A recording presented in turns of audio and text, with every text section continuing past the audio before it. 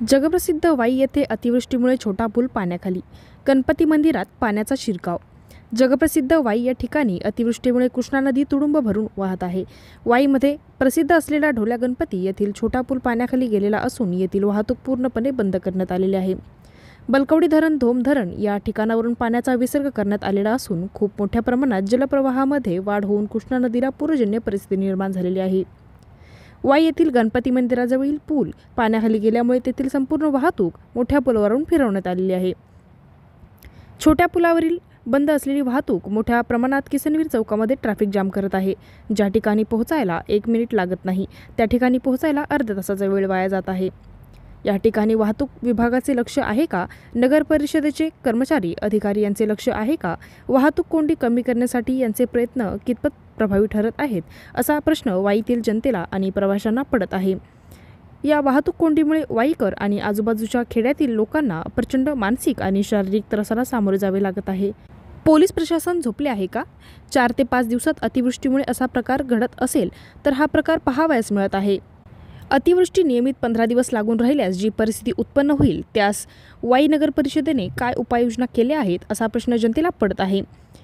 पूरजन्य परिस्थिती निर्माण होण्याअगोदर नगर परिषदेचे स्थानिक अधिकारी यांनी काय उपाययोजना केल्या आहेत हे महत्त्वाचे नाही का?